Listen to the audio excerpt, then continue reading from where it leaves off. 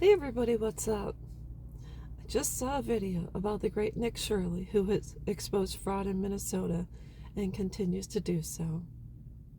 He is tackling voter fraud and proving that a certain number of individuals are claiming they live in a certain establishment, and they're pulling the wool over everyone's eyes again. But I'm wondering, why has this not been caught sooner? And I'll tell you how simple it can be to find out who's telling the truth and who is not.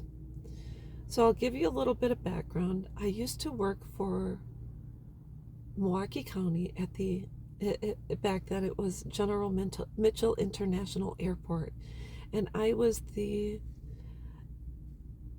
lead secretary in the airport maintenance south shop. I was in charge of placing all of the orders. I input all of the credit card transactions for all of the supervisors, assistants, etc., making sure everything was on the up and up. And the budget I worked with per year was $1.5 to $2 million.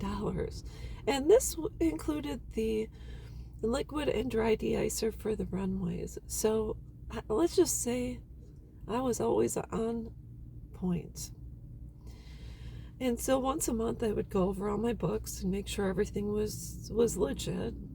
And one thing I could do if I input, let's just say I input every single company we purchased through. So let's say it was the Xylophone company, and then the Alphabet company, and the Wonderful company. And then you could go and highlight that certain section and do a search for that company and how many purchases you had done alphabetically.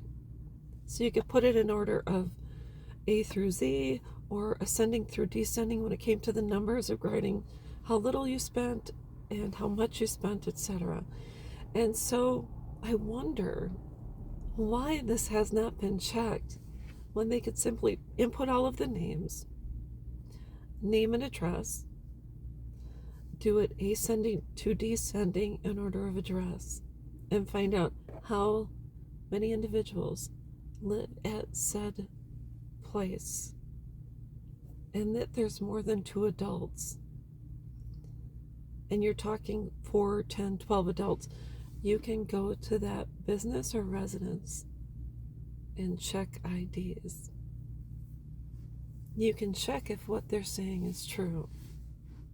So if I can do it, one person, and ensure my numbers are correct so that the county wasn't taken advantage of in any way, shape, or form, why aren't people going in, inputting the information, and then simply highlighting the address and expose fraud?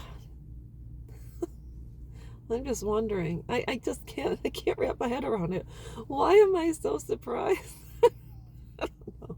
Because as one person, I'd never, ever would take from an employer, much less a government organization, much less the United States of America. Are you kidding me? No, let's get it done. Come on, guys. You saved all the money by catching all those fraudsters. Hire people to do the research so you can stop our country from fraudulent voting continuing to occur. So anyways, that's all I've got, and I will be back.